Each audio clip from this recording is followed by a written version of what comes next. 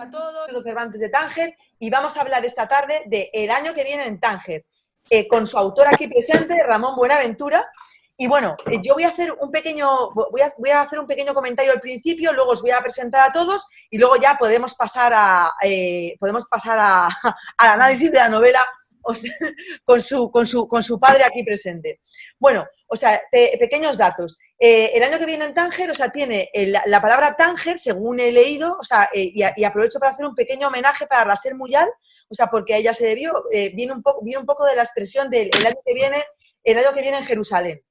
Es el segundo libro del cuarteto autobiográfico de Ramón, o sea, compuesto por El corazón antiguo, El año que viene en Tánger, El último negro y No Working Title Yet. O sea, que me parece que es el último de ellos y como comenta Ramón, el más tangerino. Espera que voy a admitir a otro más. Bueno, entonces diré que su autor tiene un nombre como de 100 años de soledad. Así te hemos pillado, Ramón, y lo voy a leer porque me pareció absolutamente maravilloso. Ramón Buenaventura, Guillermo, Lauro, Alberto, Emanuel, del Sagrado Corazón de Jesús y de la Santísima Virgen del Pilar Sánchez Paños en la partida de bautismo, Ramón Buenaventura para el mundo de la literatura. Así que bienvenido y bienvenidos todos. ¿Qué podemos decir de él? Pues muchas cosas, aunque ya muchos lo conocéis, pero yo voy a hacer un pequeño, ¿cómo decirlo? Voy a hacer una pequeña floritura. Pues bueno, él dice que nació en una ciudad que ya no existe, en un país que entonces no existía, es traductor, premio nacional, es novelista, por encima de todo poeta, tiene una biografía de Rimbaud y suele decirse que está al margen de los escritores de su generación porque, a pesar de que debería considerarse como generación de la posguerra, nació en una ciudad que no tenía nada que ver con esa grisura de la posguerra a la que llegó en los años 50 en plena España franquista. Entonces, tiene, o sea, de alguna manera, su sabiduría en lenguas o su poliglotismo le ha hecho superar todas las fronteras. Es vanguardista, es clásico, tiene ironía, a veces se calla lo que debe, a veces se calla lo que no debe. Y bueno, lo tenemos aquí y nos van a acompañar en esta tarde donde vamos a devorar a este libro. Tenemos, por un lado, a Rocío Rojas Marcos, que es la gran sacerdotisa tangerina. Ya conocéis sus libros, alguno menciono, o sea, creo que sí, Tánger, Segunda Patria, por ejemplo. Y también Alberto, muy bien. El de Carmen Laforet en Tánger. Carmen fue protagonista de otro club de lectura nuestro. Luego tenemos a Isabel Jiménez Caro, que es profesora de la Universidad de Almería, ha sido la editora y prologuista de la antología de Ramón Buenaventura, que aquí tengo presente, llamada Tal vez vivir. Fantástica. Luego tenemos Alberto Gómez Font, que es arabista, barman, filólogo, profesor, lingüista, alma mater del Departamento del Español Urgente. También tenemos a Samuel Alonso Meñaca, que está por ahí escondido, que es escritor, fue alma mater de un programa maravilloso llamado El Cuenta Hilos. A Merche Medina, gestora cultural y directora de la revista Mac. Bueno, antes yo quería hacerle un pequeño homenaje a Ramón y también a este mes de abril que se marcha a través de uno de los poemas de Ramón, que voy a leeros un trocito que se llama April is the cruelest month again. Abril es el mes más cruel. No cualquier otro, no. No noviembre o febrero, no. Precisamente abril, el mes de la inminencia del cambio. Lo dejo aquí porque, como estamos a punto de desconfitarnos, pues creo que ha venido muy a colación. Y bueno, ahora vamos a pasar a este banquete y vamos a empezar a desgranar esa alcachofa llamada El año que viene en Tánger. Yo tengo muchos temas, pero voy a daros la palabra para que empecéis a decir... Yo encantada, me da mucha vergüenza eso de que cojas mi libro, Alberto, pero porque no es el del que venimos a hablar, porque el año que viene en Tánger, yo hacía tiempo que no lo abría realmente para releerlo y antes le decía a Isabel que le estaba mandando un audio que creo que voy a volver a empezar de la primera a la última página de nuevo, porque es volver a entrar en Tánger, en un Tánger del que hace mucho tiempo que cito, pero que realmente ahora he vuelto a la raíz de todas esas citas y hay cosas que creo que incluso he llegado a creer que yo me había inventado y que de pronto me las encuentro en el año que viene en Tánger, ¿no? Entonces, la verdad es que es un Tánger muy especial para mí. Hay una duda que no he conseguido nunca que Ramón me responda y no sé si hoy va a querer o si va a decir alguna vez realmente hasta qué punto quiere confesarlo. Y es que tú siempre dices que en realidad no toda tu literatura no es en torno a Tánger, y por supuesto yo siempre te he dicho que no estoy de acuerdo contigo, que yo creo que todo gira en torno a Tánger. Y en este libro hay tantas frases que podrían ser lápidas completas de una ciudad que ya evidentemente, como tú dices en los versos que antes ha citado Ada, una ciudad que ya no existe. ¿Cómo puedes seguir sosteniendo eso? ¿De verdad sigues sosteniendo que no toda tu literatura es tangerina y que tú escribes solo para hacer, no sé, yo antes pensaba dándole vuelta que es como querer esas lágrimas en la lluvia, ¿no? Del replicante, que no se vayan esas lágrimas, que toda esa memoria que tú puedes de empezar a diluir con el tiempo, quede por escrito, y al quedar por escrito se mantiene, se conserva. No sé si quieres responder, si... No sé, es una cuestión que resulta bastante difícil de dilucidar para mí. Es evidente que si el árbol se pusiera a afirmar que sus ramas no tienen nada que ver con sus raíces, pues a todos nos parecería un poco raro. Sin embargo, en mi caso concreto, la desvinculación entre las raíces y las ramas, es decir, entre los primeros 18 años de mi vida, es decir, entre mi infancia y mi adolescencia tangerina y el resto de mi vida, es bastante forzada, porque realmente yo fuerzo Tánger en la memoria, pero en mi vida posterior a la salida de Tánger,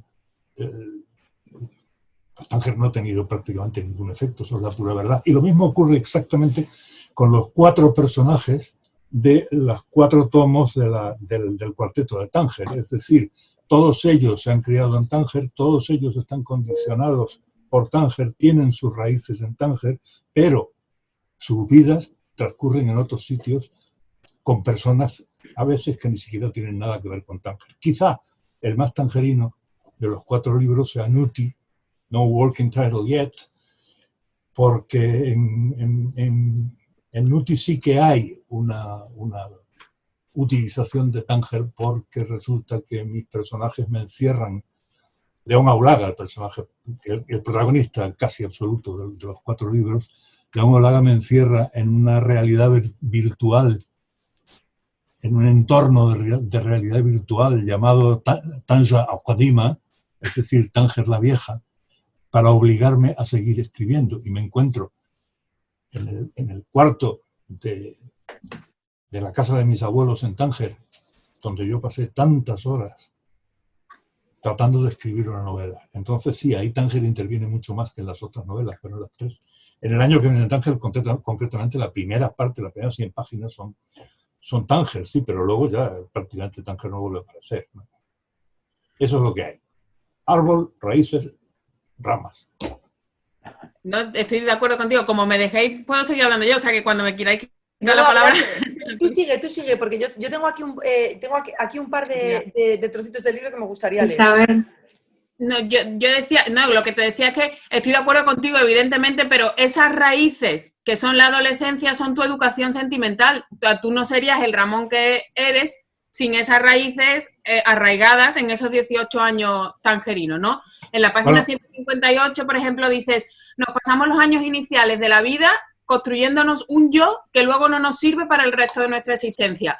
Estoy de acuerdo, exactamente eso es lo que estás diciendo, esas son tus ramas, pero ese yo que has creado en esos 18 años tangerinos son los que explican el tú que eres y toda tu literatura, que al final eres ese mismo tú, ¿no? Entonces yo creo que tiene más importancia de la que tú le quieres dar. Y tú dices que tu libro más tangerino es el último.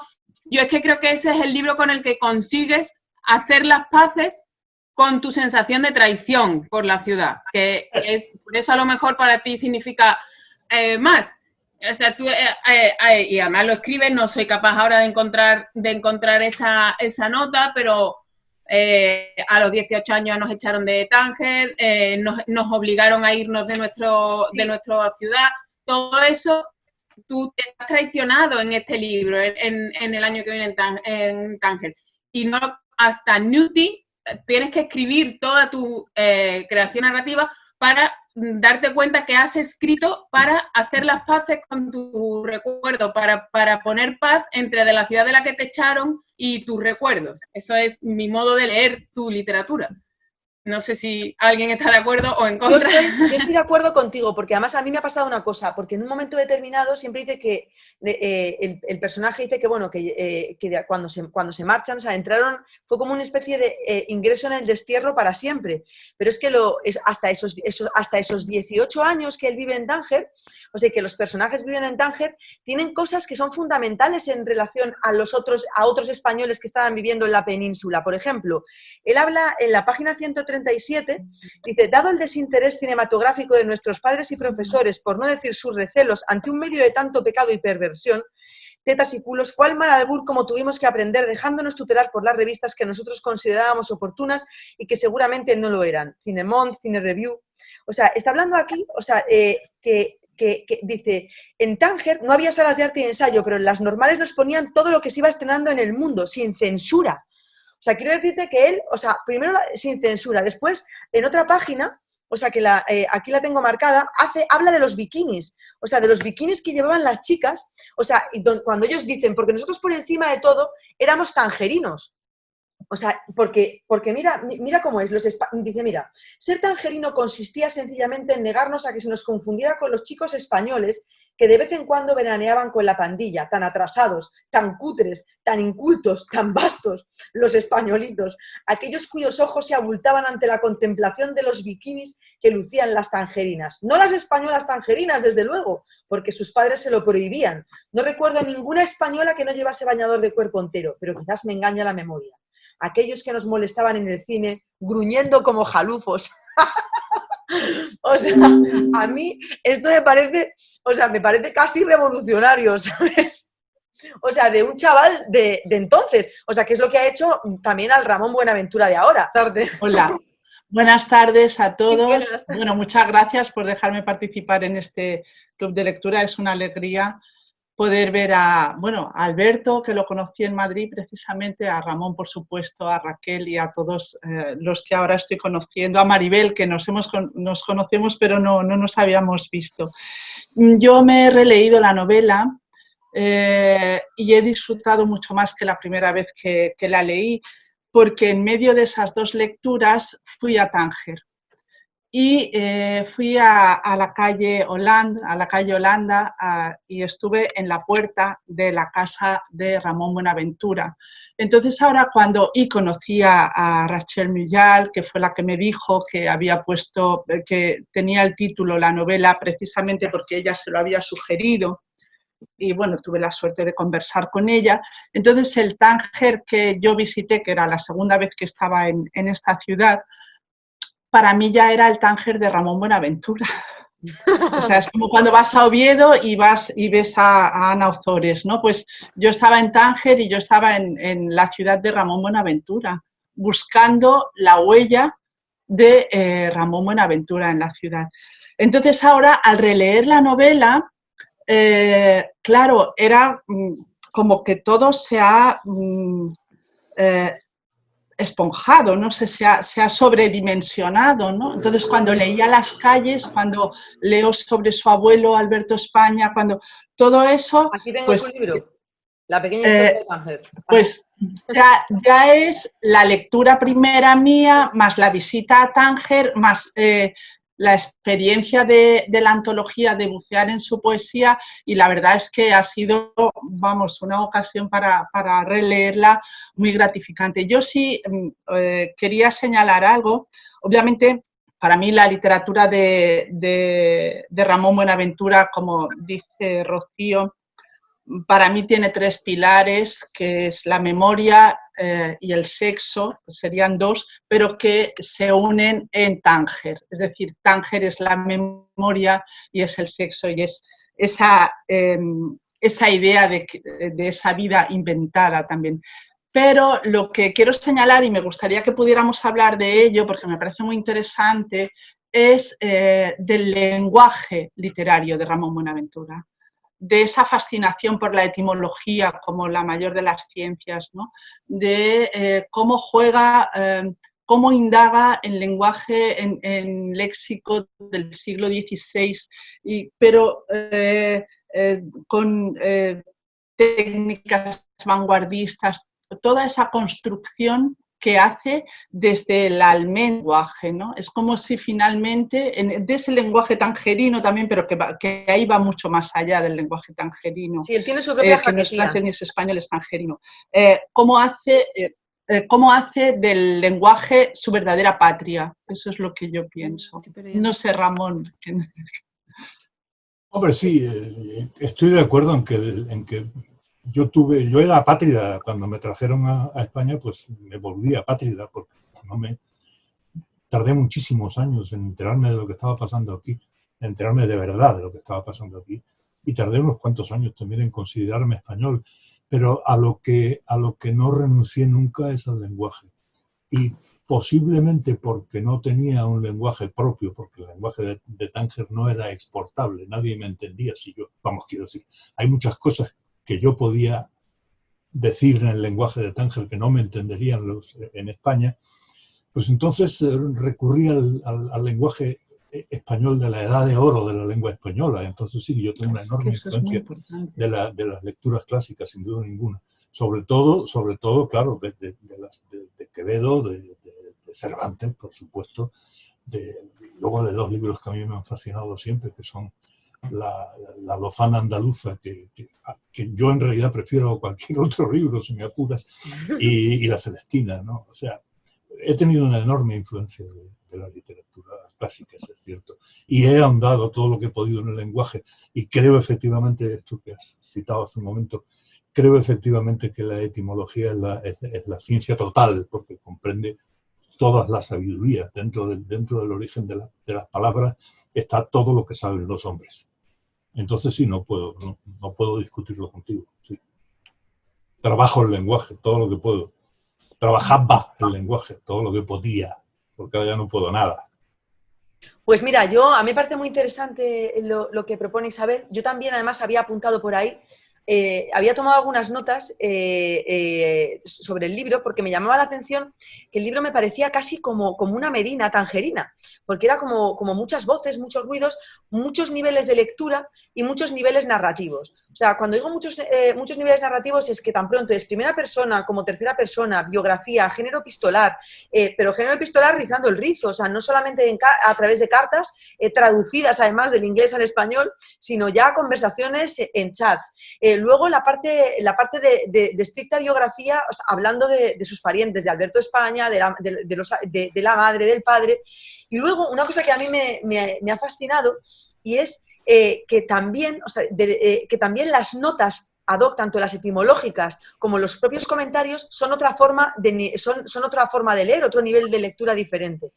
Y eso me ha parecido que le daba al libro, que lo convertía primero, que parecía un caos, pero que después, por eso saqué la idea de que era como una Medina, porque es un caos organizado, o sea, está lleno de laberintos por donde tú puedes elegir que todos te llevarán a los mismos sitios, ya se llamen Aulaga o Buenaventura o Kimberley, pero te van llevando, o sea, un poco por ahí. Y eso me pareció que era un juego divertido y muy lúdico.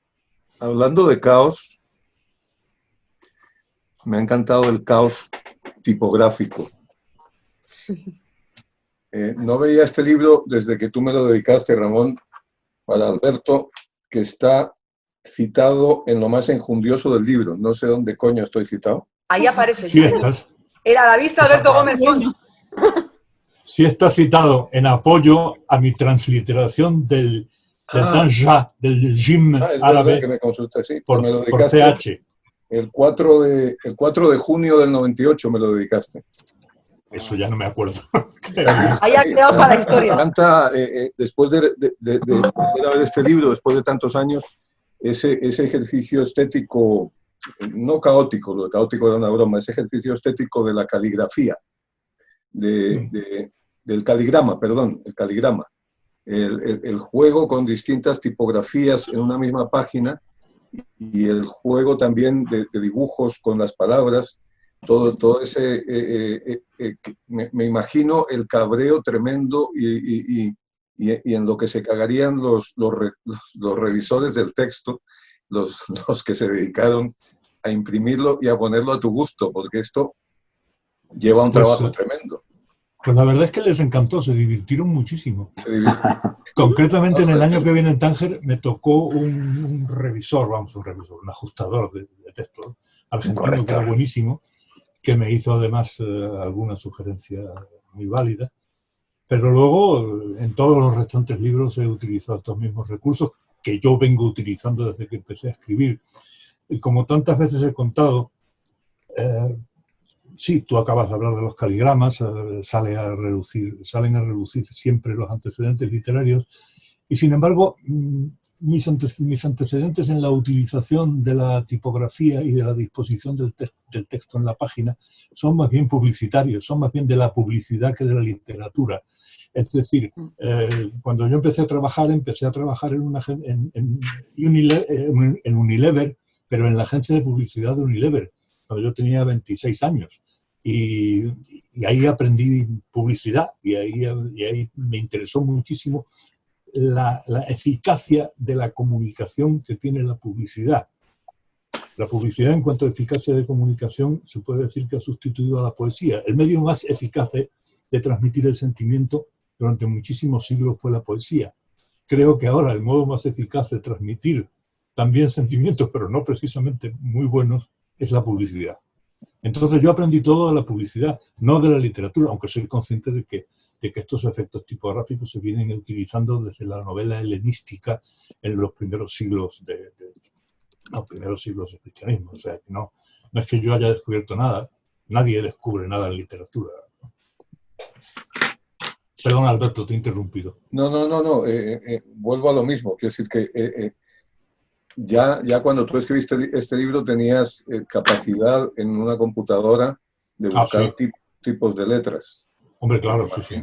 Hacer este mismo libro en 1967 habría sido un trabajo de chinos. La primera novela mía que he cancelado, ejemplo de la Doña Tornadiza, que se convirtió luego en Adiós, ahora no me acuerdo cómo se titula, El amor antiguo, ¿cómo se llama? No me acuerdo. Bueno, una de las 4 novelas del cuarteto. Corazón. Ese estaba hecho, ¿cómo?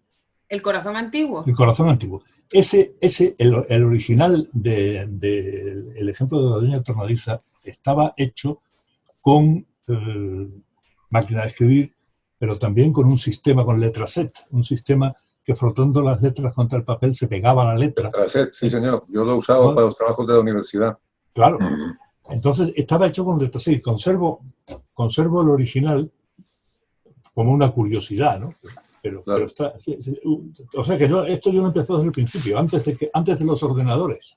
Lo único que hice fue comprarme una IBM que tenía las letras estaban en una cabeza que se podía cambiar, con lo cual podías utilizar 3 o 4 tipos de letras distintos. Y eso es lo que utilicé también, tipos distintos de máquina de escribir.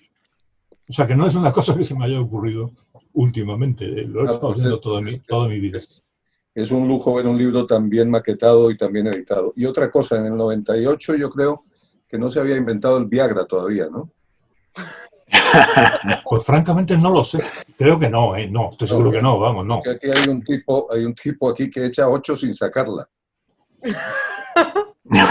Hombre, no consta que no la sacara, pero... Y además con 50 años. No. Todos con de literatura. No, tiene 20 y pocos, tiene 20 y pocos. 24 años yo y 19 ella. 24 años yo y 19 ella. Claro, sí. Mi récord es 8, con Kimberley. Cuando tenía 24 años yo, 19 ella. ¡Qué delicia! Hombre, qué delicia tener 24 años. ¡Qué delicia dice ahí! Lo otro, el León Aulaga no lo dice como si fuera una hazaña, lo dice al contrario. Dice que está mal eso, que no hay forma de hacerlo. Bueno, este capitulito titulado Hacer el amor no llega a ser porno duro, pero está subidito, ¿no? Bueno, hay quien dijo que era un libro para leerlo con una sola mano. Nunca estuve de acuerdo con eso, pero sí, tiene sus momentos. Sí, el relato instructivo de la página 466. Como siempre dice Isabel, el sexo es una de las bases de mi literatura. Muy bien descrito en el capítulo relato instructivo, cuando te pones en la piel de una mujer y explicas todo lo que tiene que hacer para prepararse para seducir una noche. Es fantástico, fantástico. Lo he releído hace un rato y es verdaderamente minucioso. Si te dijera que no sé de qué me estás hablando, yo me acuerdo. Una cosa que se llama relato instructivo, en donde hay una cita del protagonista con una mujer y después explica todo lo que hace una mujer, empezando por cómo se viste, cómo se presenta, si llega tarde, si no llega tarde, las señales que manda, verdaderamente prolijo y muy femenino, curiosamente. Ahí te has metido en la cabeza de una seductora, o sea que tienes madera de seductora tú también. Pues posiblemente, vete a saber, sí, quizá. Ahora ya es muy tarde para averiguarlo. Nunca es tarde, si la dicha es buena. Ya, pero es que la dicha no sería buena. No, pero algo queda. Yo, mira, estoy muy de acuerdo con lo que dice Alberto, porque yo he notado un cierto... tenía un aroma, el libro, que a mí me recordaba a uno de mis libros favoritos, que es el Mujeres de Bukowski. O sea, porque es un erotismo apolíneo, no es un erotismo...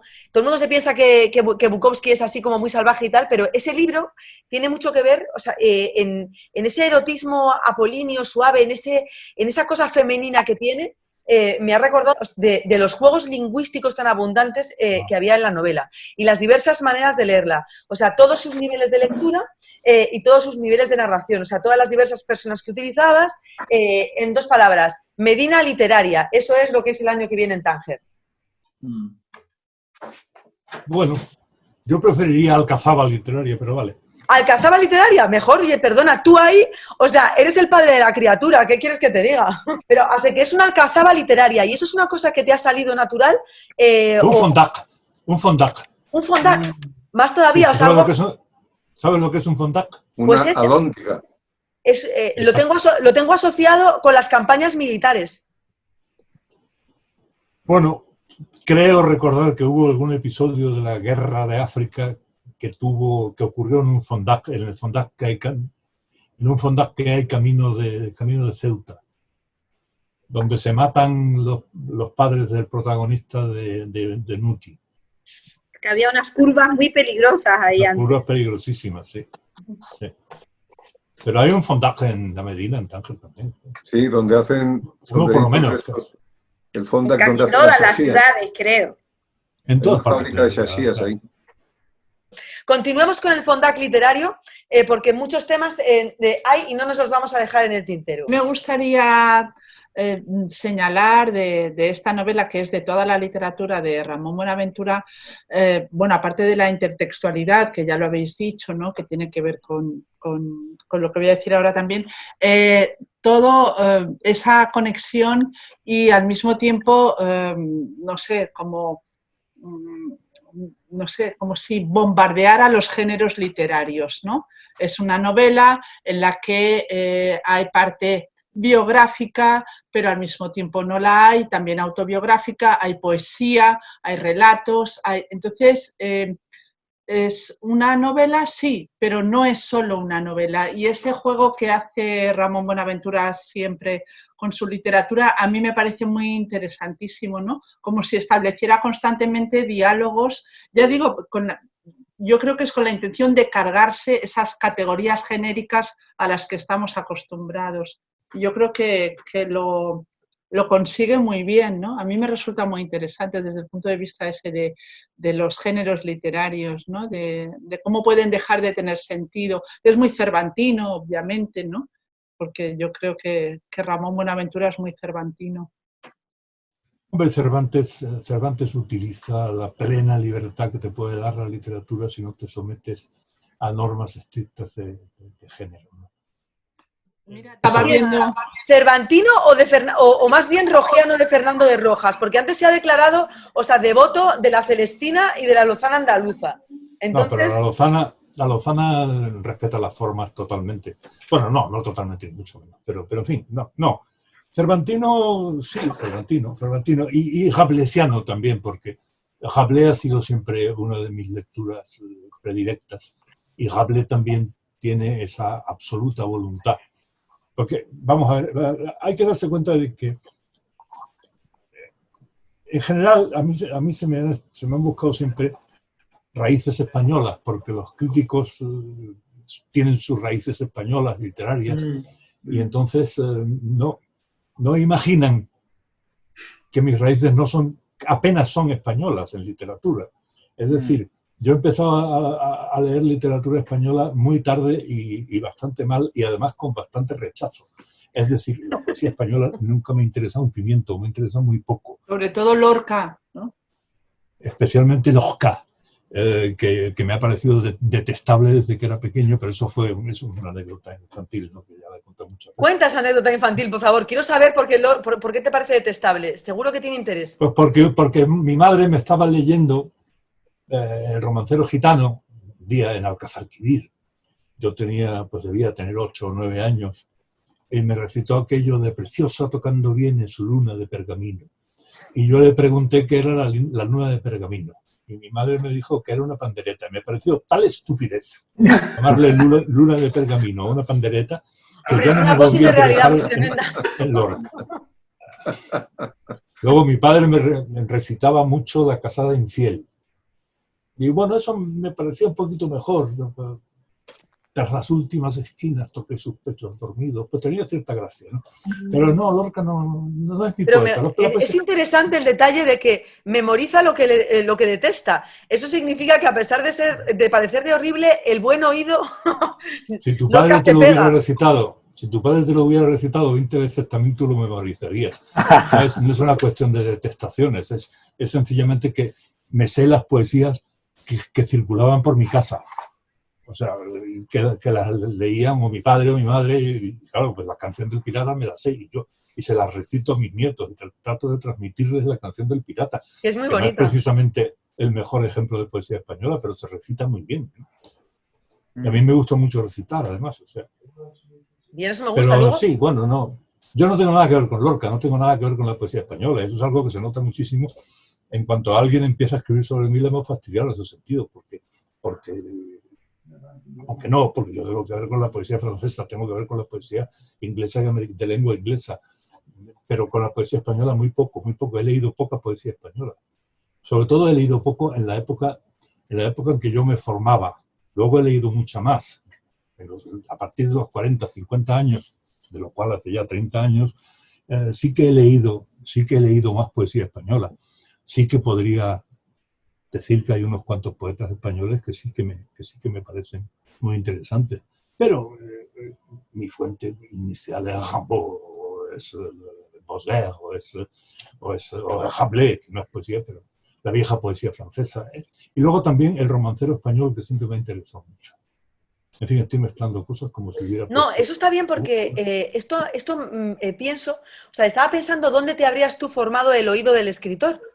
Y yo pienso que si tú fuiste uno de esos chavales que estuvo mucho en la calle, o sea, que eso también es una forma de pillar la manera de hablar de la gente, que es importante a la hora de hacer los diálogos y todo eso.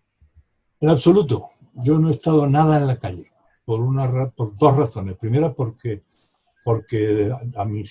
entre los 5 y los 7 años mi padre, que era interventor del cuerpo de interventores, mi padre estaba destinado... Sí. ¿Perdón? Las 8. No te he entendido, Alberto. Están aplaudiendo. Es verdad que son las 8, sí. Entonces mi padre estaba destinado primero en el Cenin de Siriamani y luego en Abdul Garbia. Entonces yo era el único niño europeo en ambos sitios y no tuve contacto absolutamente con nadie, con ningún niño. Y es el habla de las personas mayores la que yo recibo. Por eso yo tengo un acento raro. Es la explicación que he encontrado. porque yo en realidad no tengo acento tangerino. Mi hermano sí lo tiene, mi hermana lo tenía. Yo no lo tengo, porque yo aprendí a hablar oyendo hablar a mi padre y a la gente, al médico, que también era castellano.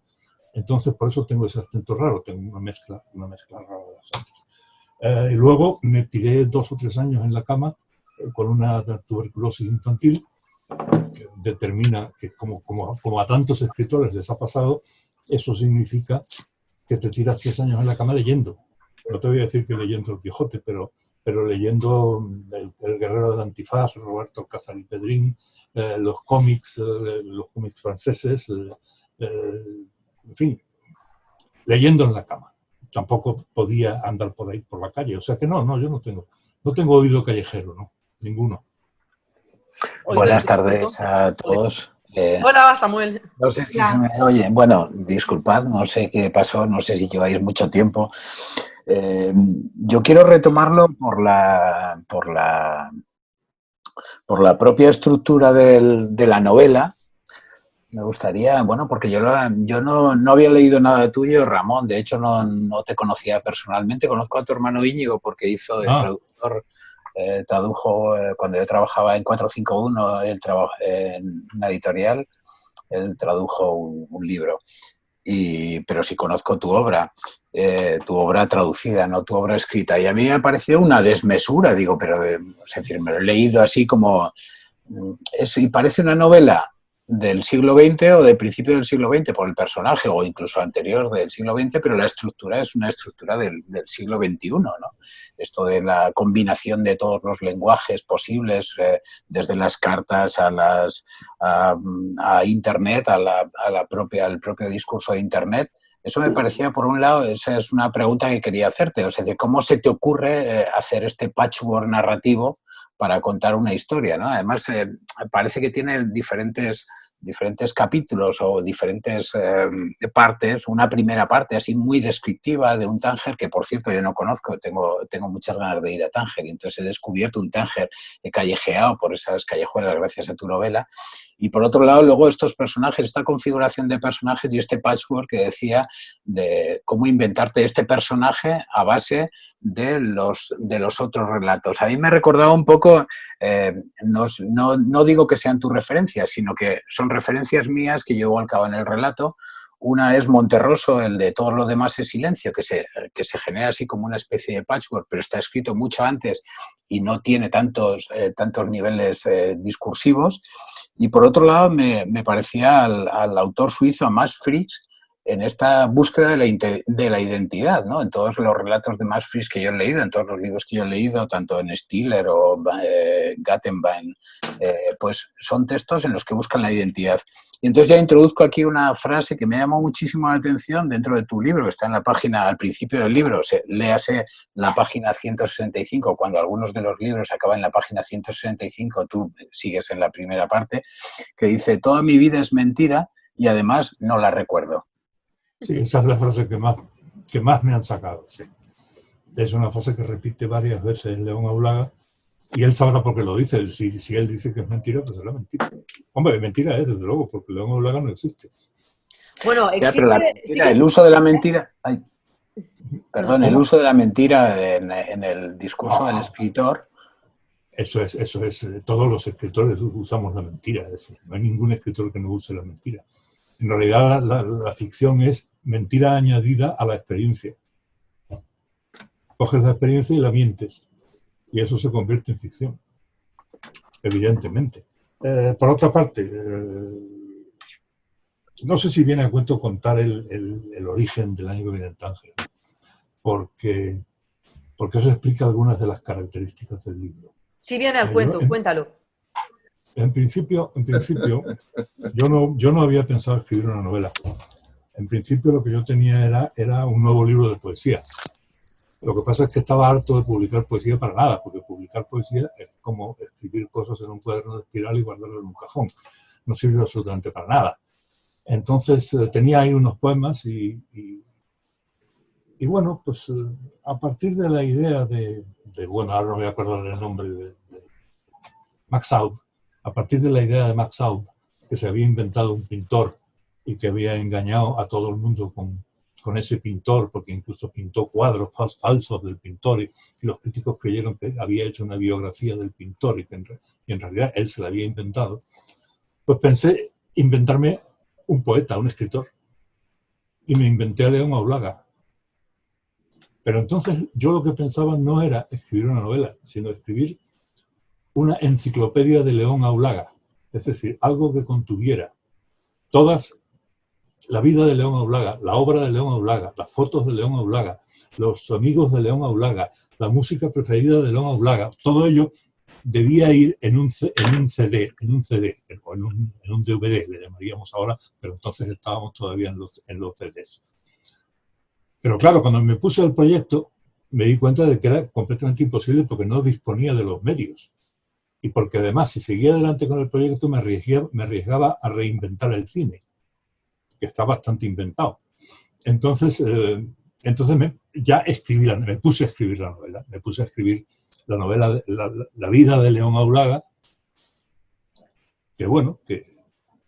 pero que claro, el libro trata de recoger lo que queda de la idea de la enciclopedia, es decir, trata de recoger una multitud de facetas de León Aulaga. Evidentemente recoge la vida de León Aulaga, recoge los poemas, recoge varios relatos suyos, en fin. No encontré a nadie que para hacer de León Aulaga y poner algunas fotos de León Aulaga, porque eso me habría costado un dinero de producción que no tenía. Aunque luego este libro le saqué bastante dinero, digamos así entre paréntesis, pero así a priori no lo tenía. Entonces, bueno, pues eso es lo que es. Por eso es una novela tan rara, porque no es una novela en principio. Vaya, estoy recibiendo mensajes por WhatsApp que me está haciendo clic, clic, clic y me molesta. Ya. Ya está. Yo, cosa más todo, a ver, como os tengo aquí todos, o sea, voy a señalar así al tuntún, pero antes diré una cosa sobre León Aulaga. León Aulaga me cae bien y al mismo tiempo no me cae bien, porque por un lado me parece un individuo, a ver cómo decirlo, como personaje está muy bien porque puedes odiarle. Como amante, por así decirlo, me parece que está bien porque él se define a sí mismo en un momento determinado como sumiso. Eso me parece que está bien. O sea, es como una especie de protofeminista, pero al mismo tiempo pasivo. Y luego tiene una cosa que me parece bonita, y es que es un hombre, o sea, para el que, a pesar de esa obsesión que tiene con el tiempo, parece no existir, porque cree que es capaz de poder retomar 31 años de un solo plumazo. Eso me parece bonito, es un bello Peter Pan, o un viejo Peter Pan.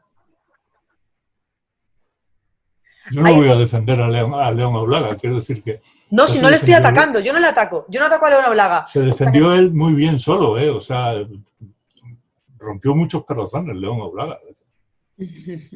Ya le vemos.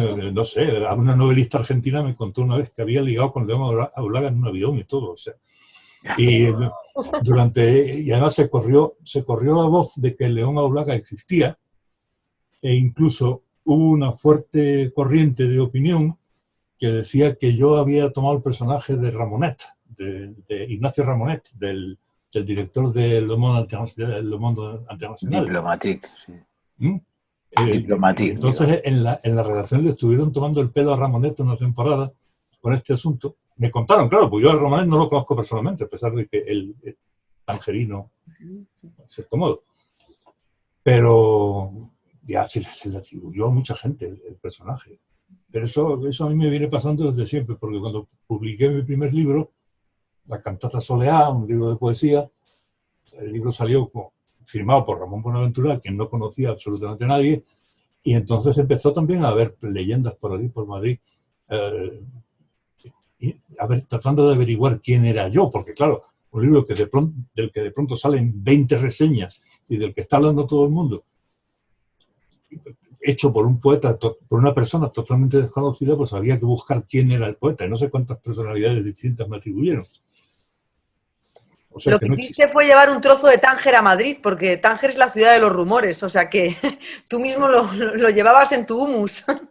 Todas las ciudades son ciudades de rumores. Bueno, tengo que decir que Tánger un poquito más, y vivo en ella, ¿eh? Sí. Hombre, Tánger, los rumores entonces, en aquella época, cuando en Tánger se hablaban tantos idiomas, efectivamente era una ciudad en que las cosas corrían, los rumores se multiplicaban porque corrían en diversos idiomas. Como decía, no sé si habéis oído hablar alguna vez, los tangerinos de Carlos Baglietto. La familia Baglietto es una familia, lo pronuncio a la española porque él lo pronunciaba así también, no Baglietto, sino Baglietto. La familia Baglietto era una familia de Gibraltar que llevaba en Tánger de toda la vida.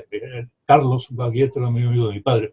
Y una vez le he oído decir, sí, esa dice, es la perfecta tangerina, dice tonterías en 20 idiomas. Pero sí. Oye, Ramón, dices al principio de la novela que iba a tener otro título, Non sine gloria. Sí, Non sine gloria, sí. Y que no te dejaron, o no. No.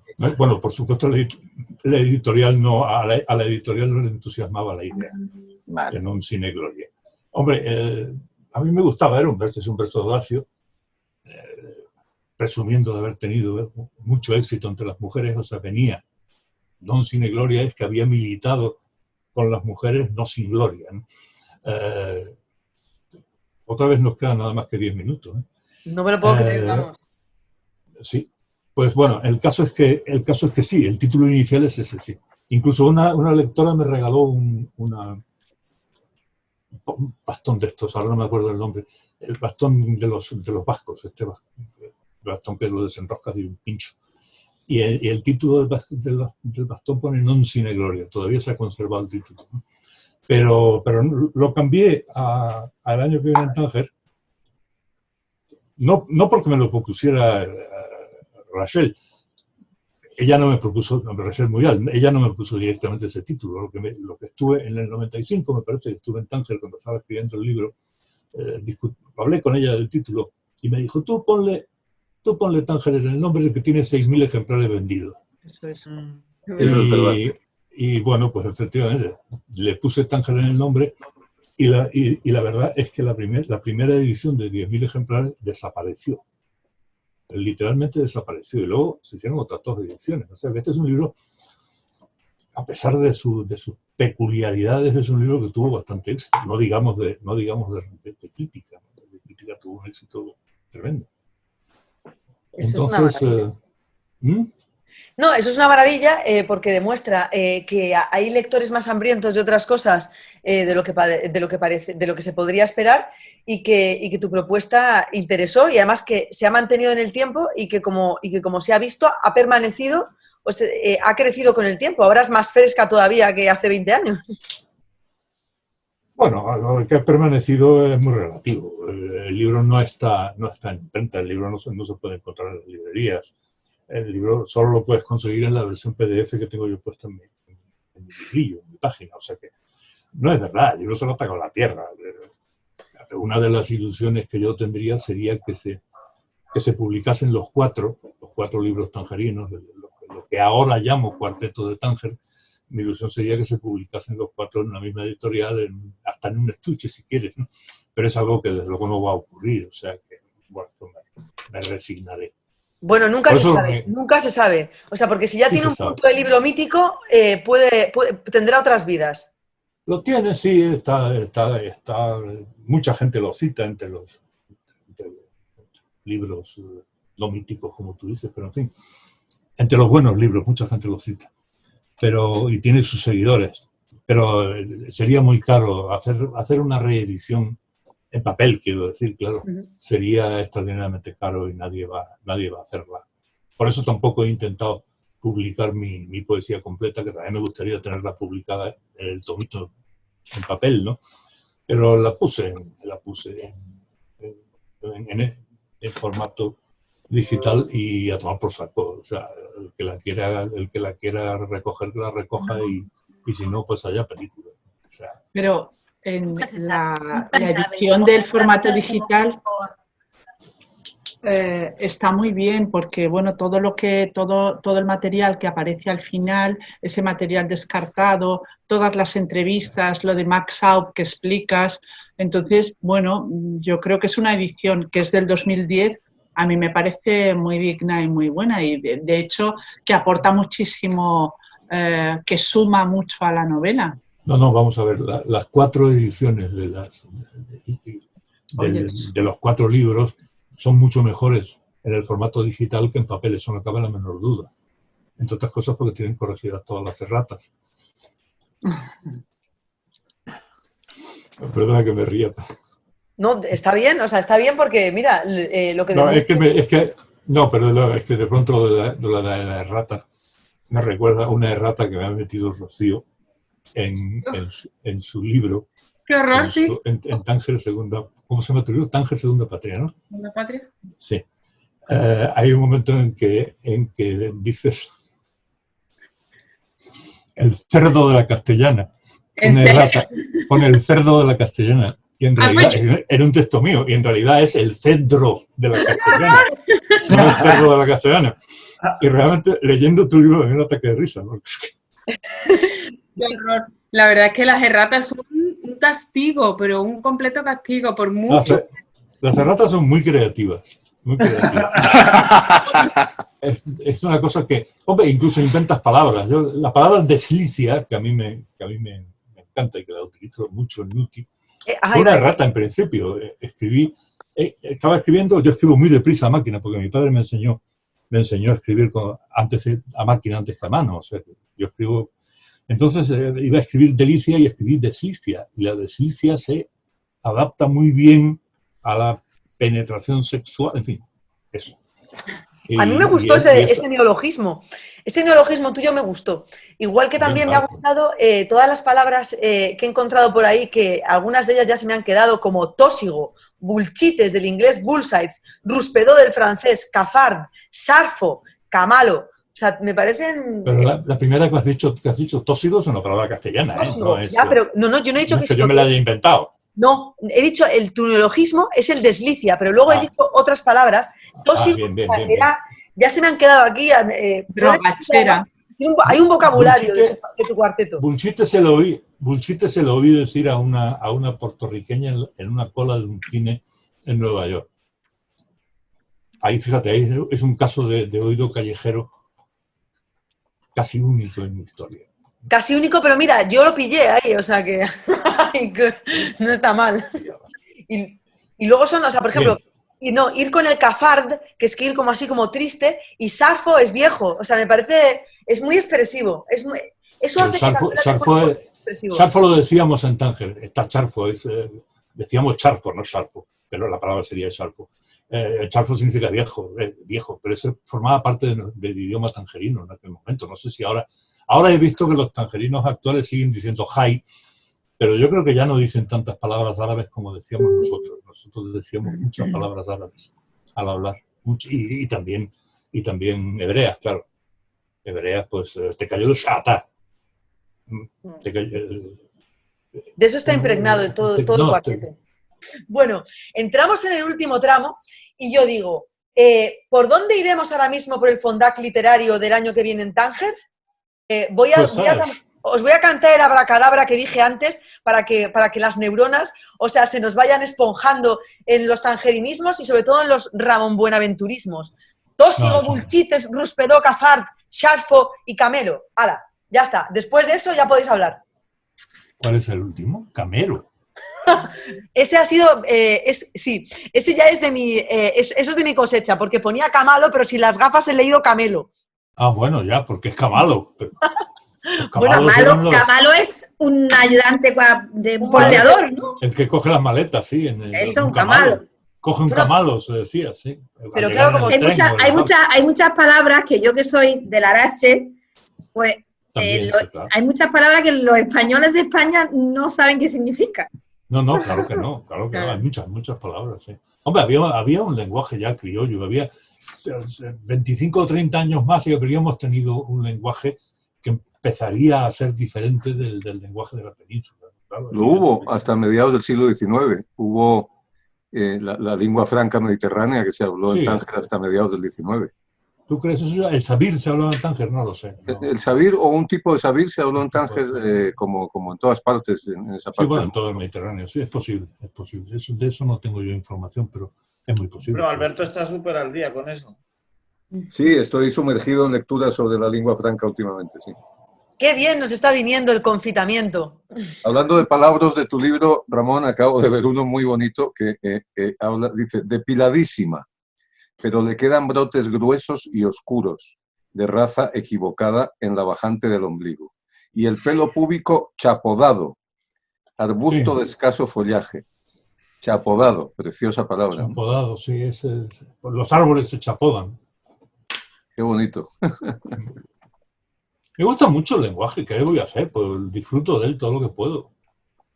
Claro, para eso está. Intentando encontrar, pero no, claro, no encuentro, es imposible ponerme a buscar así de pronto. ¿Cuál es la palabra que utilizas que en principio es un arabismo para las luces que se ven en la costa de enfrente? Ah, sí. Sí, alcandoras, ¿no? Sí, esa palabra a mí, desde que la leí aquí, me pareció preciosa porque yo he tenido toda mi vida y toda mi fascinación por Tánger es la contraria. Desde la costa de Tarifa, las luces tangerinas. Entonces, cuando yo lo leí, pensé, bueno, es que estamos en Espejo, evidentemente, pero me sentí identificada con esa palabra que de pronto justo había perdido, alcandora. Porque es eso, ¿no? Es esa sensación de qué hay en aquel horizonte, que es lo que a mí me hizo, evidentemente, cruzar a Tánger, ¿no? Las alcandoras de Tánger fueron las que me hicieron cruzar. Las luces, sencillamente las luces. Ahora, la palabra la utilizábamos, mi madre la utilizaba en el sentido de camisa. Una candora era una camisa. Bueno, claro, las candoras. Claro, camisa blanca. Qué bonita. Sí, eso sí es en Dari ya es candora tal cual. Daría, eso, mi madre casi no utilizaba otra palabra para camisa. La candora. Cámbiate de candora.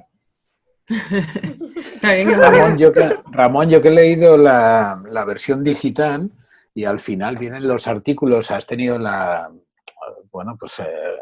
fortuna de poder poner ahí todos los artículos y los he leído. A mí siempre me llama la atención esto que dicen los críticos, hablan los críticos y yo no sé lo que piensan los autores cuando han hecho una crítica, ¿no? Por ejemplo, y he anotado dos cosas. Sanz Villanueva decía, necesita una poda anecdótica para contar lo mismo que sería el escepticismo del sentido de la vida. ¿Qué pensaste cuando leíste aquello? Nada. Es que no entiendo. Supongo que no lo entendí en ese momento. Y sigo sin entenderlo ahora, no lo sé. Y otra cosa, esta es de Ignacio Echevarría, que dice, no es un coleccionista de mujeres, sino que colecciona imágenes de sí mismo. Sí, es que eso, el personaje. Es que yo creo que eso lo dice en algún momento alguien en el libro. Ah, no recuerdo yo ahora. Sí, de León Aulaga lo dice, que en realidad lo que quería coleccionar eran imágenes de sí mismo. Sí, porque la idea es que toda mujer toda mujer como pareja, de momento o duradera, te da una imagen de ti mismo. Toda otra persona te da una imagen de ti mismo. Pero claro, cuando tienes un contacto más íntimo como el que se puede tener con una mujer, pues la imagen de ti mismo es más marcada, ¿no? Pero es lo que vas buscando, lo que puede ir buscando un seductor en las mujeres es eso, una sucesión de imágenes de sí mismo. A ver si encuentra alguna que le gusta, supongo. Si ahora escribieras este libro, o sea, si ahora te pusieras a escribir, sería bien distinto, ¿no? No lo sé. Es que no se me pasaría por la cabeza ponerme a escribirlo. No lo sé. No. Hombre, sería distinto, claro, sin duda ninguna sería distinto. Si alguien me pusiera una pistola en la sien y me dijera, ponte a escribir de nuevo el año que viene en Tánger, pues claro, lo escribiría de otra manera. Sí. Hombre, lo haría más sencillito, ¿no? Quizá. Más fácil de leer y quitaría algunas cosas que creo que sobran. El libro es demasiado largo. Sobran muchos añadidos. Creo yo, que sobran muchos añadidos. No porque sean malos en sí, pero que es que tampoco hacen falta. Por ejemplo, pues el resumen de éxitos amorosos de León, pues francamente sobra, porque se podía haber reducido, ¿no? Porque ocupa 20 páginas. Y bueno, pues claro, ya que me di el trabajo de inventármelo, pues lo puse en el libro. Ibas a quitarlo, claro. Había que rentabilizarlo de alguna manera. Pero ojo, porque el libro tenía 900 páginas, Es decir, que he quitado muchísimas. he quitado una barbaridad de textos. 617 me salen a mí en la versión de debate. Sí, pero en principio el original, que rechazaron 6 editoriales... Eso es un timbre de honor. No es un timbre de honor, es algo frecuente en literatura. Pero perdona, que luego se implantara en otra ya está bien. Bueno, tienes pequeñas venganzas, ¿no? O sea, pues estar firmando ejemplares en Barcelona y a tu lado, a 3 metros, está un editor que te ha rechazado el libro y el tío no tiene más remedio que acercarse y decirte, oye, enhorabuena, porque tú tienes cola de gente y el libro que le está presentando no tiene nadie firmando. Son pequeñas venganzas que producen cierto placer, pero eso es un placer mezquino. En realidad, bueno, yo comprendo que rechazaran el libro. La verdad es que Constantino Bértolo, que fue el que se echó para adelante y lo publicó en debate, tuvo un valor enorme. Y sobre todo a mí me dejó de piedra, pues yo en ese momento estaba en el mundo editorial y sabía cómo funcionaba el mundo editorial, ¿no? Cuando me dijo que iba a tirar 10.000 ejemplares, yo pensé, sí, los vas a tirar, efectivamente. Porque a ver qué pasa con esto, ¿no? Y cuando a los 2 meses o antes me dijo, oye, que sacamos la segunda edición, yo me quedé absolutamente de piedra. Era inimaginable lo que ocurrió, porque además tampoco era un libro barato, ¿no? Pero en fin, bueno, pues muy bien. Son cosas que está muy bien vivirlas, pero que duran muy poco y que luego lo único que te dejan es, bueno, pues el recuerdo que dejan las cosas agradables, ¿no? Que ya no se pueden volver a vivir. Y ya está.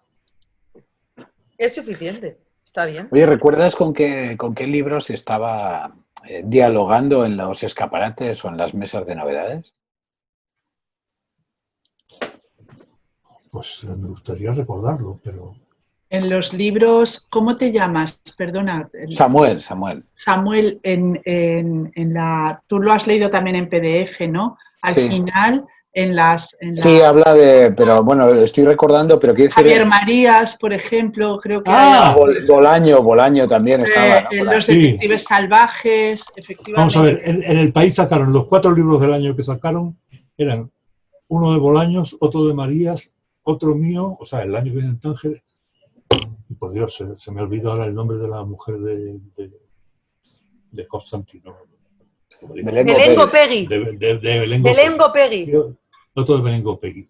Eso era el momento en que Babelia, o sea, el suplemento de libros del país, quien mandaba o quien determinaba las cosas era Ignacio Echevarría. Luego Ignacio tuvo los problemas que tuvo y ya no está en el país. Bueno, yo quería saludar. Hola. Hola, soy Merche. Quería comentar que yo lo he vivido de otra manera, lo que es el libro. Yo realmente soy una advenediza, una recién llegada al universo y a la idiosincrasia tangerina, que de otro modo pues experimento con mucha áptica y racionalidad. Entonces yo me he detenido más en los espacios, en cómo describes los espacios, en los lugares, en la forma que has tenido de perfilarlos, y me he imbuido muchísimo de esas calimas que describes. Entonces, para mí ha sido esa la senda por la que me ha conducido el libro. Obviamente me he detenido en lo que es todo el léxico, pues lo que hablábamos de antes, lo de Candora, Vaqueritos. A lo mejor mi lectura ha sido tal vez un poco personal, lo he interiorizado en mis experiencias personales y he ido anotando, de hecho, espacios que la próxima vez que vaya quiero conocer. Entonces, bueno, pues quería decirte que yo soy en este momento la típica lectora que puede ser fan, pero que, bueno, que me gusta reconducir y conducirme en las ciudades que visito a través de libros. La manera que bueno, mi marido y yo, José Ramón y yo, llegamos a Tánger fue para preparar una ponencia sobre Xukri y fuimos a empaparnos y a documentarnos de todo. Y la verdad es que Tánger nos atrapó a los dos y a mí, la verdad, un poquito más. Y a partir de ahí he ido tirando del hilo y he de decir, Ramón, permíteme que te tutee, que que he disfrutado mucho esta lectura y eso que ha sido ardua y un poco interruptus, porque no he podido hacerla de una vez como me hubiera gustado. Me han sorprendido mucho pues los personajes, Leona Olaga y tú, esa relación que tenéis, no de amor-odio, ¿sabes? Pero es una relación muy peculiar también. Y todo eso paseado. Y nada, no tengo nada más que decir, que estoy disfrutando mucho de escucharos a todos. Tengo que deciros que el club de lectura, la siguiente sesión será el 13 de mayo, porque el 14 estamos invitados al club de Tánger, al club de Tetuán de lectura con Aita Tetawen, que se duplica la actividad. Y estoy pensando en que para el 13 tengamos una novela que me ha recomendado Sonia García Subriet, que tiene una pinta excelente. Ya he estado investigando sobre ella y se llama Los muertos de Ronnie. Es una novela también tangerina. Una maravilla. Una maravilla, ¿no? Tengo la suerte de tener muy buena amistad con Leo Aflalo, el autor, que es uno de esos muchos tangerinos que de alguna forma se resisten a volver. Lleva 28 años sin ir a Tánger. Un gran tipo, Leo. Y la novela es una de las novelas tangerinas más bonitas que yo he leído, en efecto. Pues entonces hemos hecho bien. Preguntar a Ramón si recomienda la lectura de la tetralogía en el orden en el que ha sido escrita o no.